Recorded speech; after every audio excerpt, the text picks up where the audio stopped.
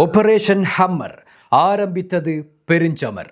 Iran மீது இஸ்ரேலும் அமெரிக்காவும் இணைந்து முட்கூட்டிய தாக்குதல்களை இன்றைய தினம் தொடுத்திருக்கின்றன. தெஹ்ரான் நகரின் மைய பகுதி வெடிப்புகளால் துவம்சம் செய்யப்பட்டிருக்கிறது. அச்சுறுத்தல்களை நீக்கும் பொருட்டு இந்த தாக்குதல் மேற்கொள்ளப்பட்டதாக இஸ்ரேலின் பாதுகாப்பு அமைச்சர் தெரிவித்திருக்கிறார்.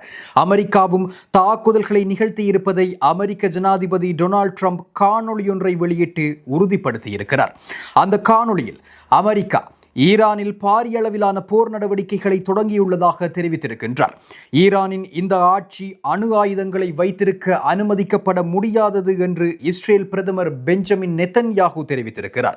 இதனை அடுத்து ஈரானில் இருந்து ஏவப்பட்ட பாலிஸ்டிக் மிசைல்கள் இஸ்ரேல் முழுவதும் எச்சரிக்கை ஒலிகளை எழுப்ப வைத்திருக்கின்றன.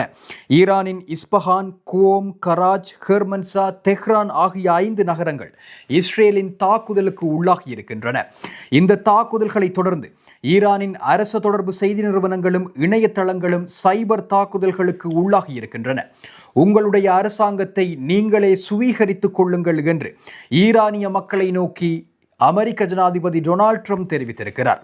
ஆபரேஷன் ஹம்மர் என்று பெயரிடப்பட்ட இந்த தாக்குதல் நடவடிக்கை ஈரான் எப்பொழுதும் அணு ஆயுதத்தை வைத்திருக்க முடியாது என்பதற்காக ஆரம்பிக்கப்பட்டதாக டொனால்ட் ட்ரம்ப் மேலும் தெரிவித்திருக்கிறார். ஈரானின் ஏவுகணை தொழில்துறையை முற்றிலும் தரைமட்டமாக்கி ஈரானின் கடற்படையை முழுமையாக அழித்தொழிக்கும் அமெரிக்கா என்று அறைகூவல் விடுத்திருக்கின்றார் ஜனாதிபதி டொனால்ட் ட்ரம்ப். ஈரான் கொடுக்கும் பதிலடி தாக்குதலின் ஏவுகணைகள் பஹ்ரைன் நாட்டிலிருந்தும் அவதானிக்கப்பட்டிருக்கின்றன.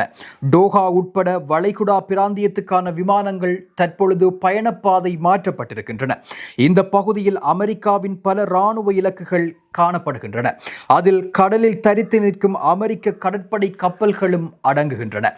ஈரான் மேற்கொண்ட அதிரடி பதில் தாக்குதலால் பஹ்ரைன் நாட்டில் உள்ள அமெரிக்க கடற்படையின் 5வது போர்க்கப்பற் பிரிவினது சேவை மையம் முற்றாக தகர்க்கப்பட்டிருக்கிறது.